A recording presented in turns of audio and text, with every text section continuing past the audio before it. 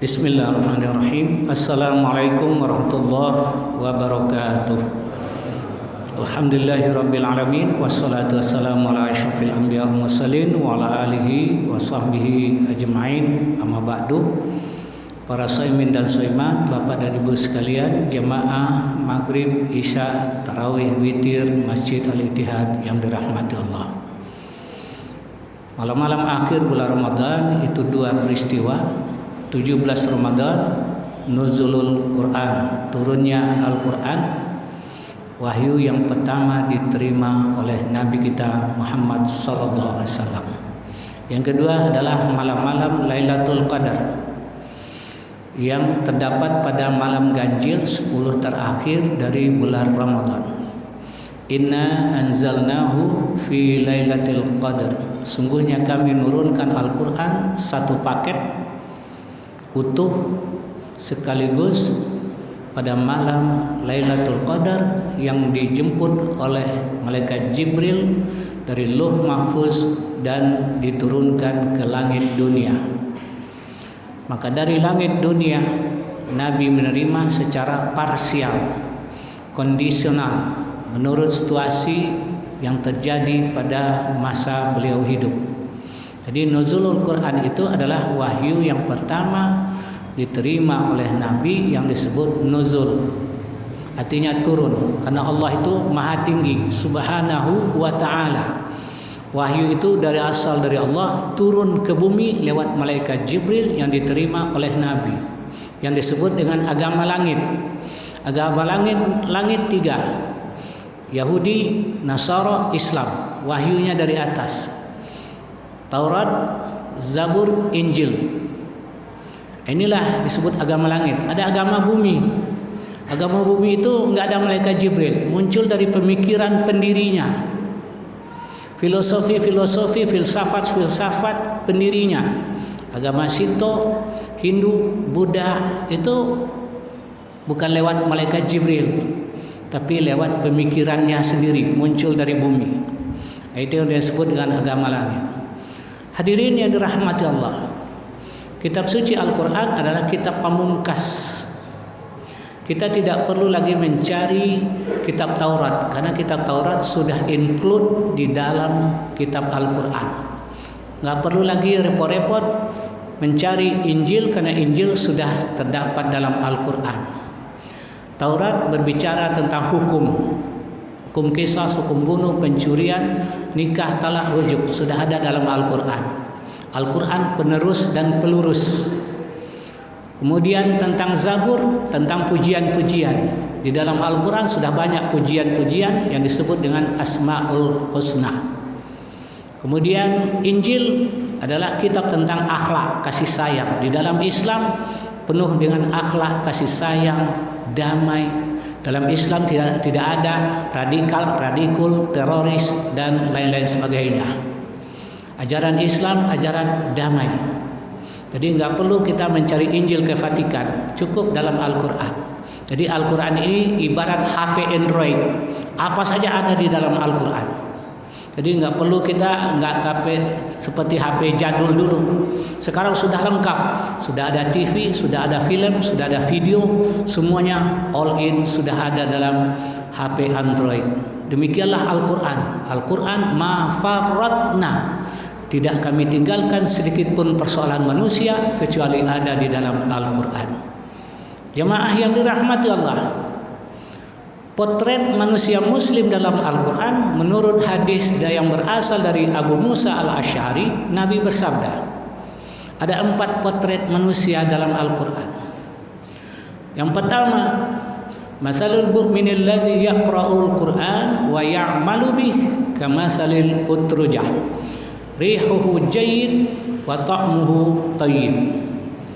Perumpamaan orang beriman yang membaca Al-Quran, mengamalkan isinya, orang ini ibarat buah utrujah, buah surga. Rasanya enak, kemudian baunya harum. Itu idealnya seorang muslim. Seorang muslim adalah bagaikan buah surga. Rasanya enak, baunya harum. orangnya terkenal, populer, kaya, akhlaknya terpuji, dan dia murah hati. Tidak sombong, tidak songong, tidak adiguna. Inilah tipe seorang muslim, apakah dia sebagai pejabat, orang kaya, pemimpin, dan umar. Ini gambarkan buah utrujah. Yang kedua, potret manusia muslim. Wa matsalul mu'minil ladzi la yaqra'ul Qur'an wa ya'malu bih kamatsali tamar. Perumpamaan orang yang tidak bisa membaca Al-Qur'an tapi mengamalkan isi Al-Qur'an. Orang ini bagaikan buah kurma, seperti buah tamar. Buah kurma tidak wangi, tidak harum, tapi rasanya enak, mengenyangkan. Makanya kalau kita berbuka, dimakan dengan ganjil, bisa 3, mungkin belum puas, bisa 5 sampai 9. Kalau belum juga kenyang, silakan makan 99. Inilah mayoritas kita bangsa Indonesia, kaum muslimin umat Islam. Tidak banyak yang jadi ustaz, tidak banyak yang jadi kiai, tidak banyak yang hafiz. Saya aja hafal cuma yang ingat doang, Pak Haji. Ya, tidak ada yang hebat seperti Imam Masjidil Haram, tapi kita mengamalkan isi Al-Qur'an. Ini juga cakep. Ya, seperti buah kurma, bergaul dengan dia enak, bertetangga dengan dia aman, besanan dengan dia juga damai.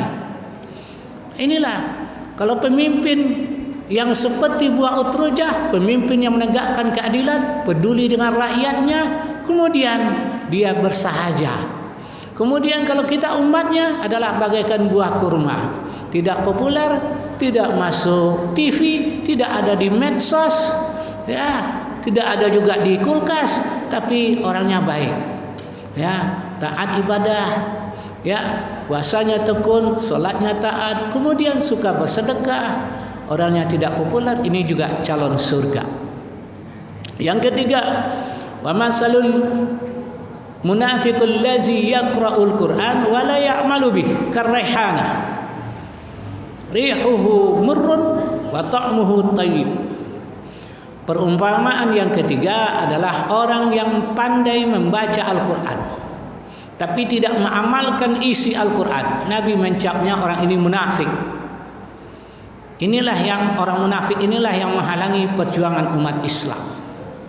Dia seorang kiai, dia seorang ilmuwan, gelar profesor, doktor, SHM, LL, MCD, LC, WC, tapi perbuatannya tidak mencerminkan sebagai orang muslim, membela orang kafir, berteman dengan orang non muslim, menghujat ajarannya sendiri.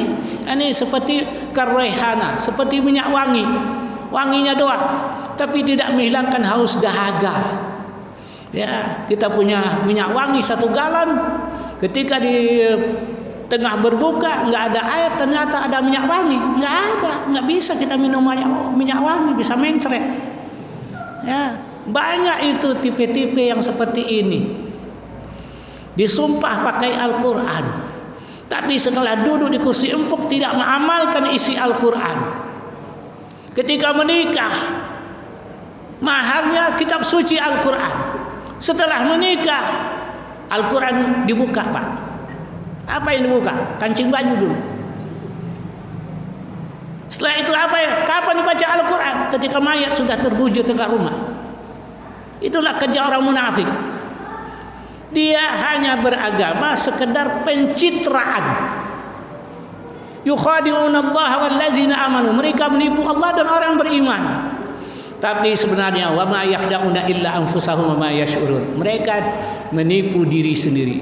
Kalau kita, Pak, jauh-jauh ke sini dengan letih dan lesu, duduk, kadang-kadang sholat gak bisa duduk, dapat pahala setiap langkah kita ke sini.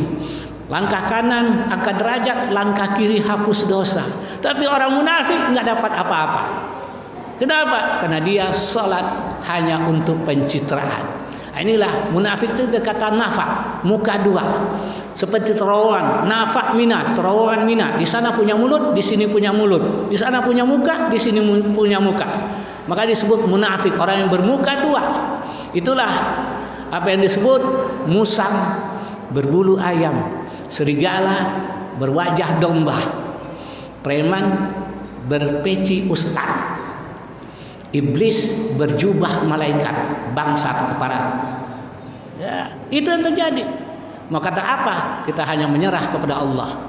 Karena orang munafik sejak zaman Rasul perang Khandaq itu selalu mencederai perjuangan Islam sampai kiamat. Hadirin, yang keempat, masalul lazi la yaqra'ul Qur'an wa la ya'malu bih kamasalil hanzalah. Perumpamaan orang yang tidak bisa mengaji, tidak membaca Al-Quran, tidak pula mengamalkan isi Al-Quran. KTP-nya Islam, tapi seumur-umur tak pernah sholat, tak pernah puasa, tidak mengamalkan ajaran Islam. Orang ini bagaikan buah hanzalah, buah yang terdapat dalam neraka. Sudah baunya busuk, rasanya pahit. Kalau di Jakarta orang, saya dengar dulu tanya ke Pak Haji, buah apa Pak Haji? Itu namanya pohon kentutan. Ya, pohon kentut. Iya, baunya busuk, emang rasanya pahit. Nah, orang begini juga banyak di negeri kita yang tercinta, NKRI 062 ini.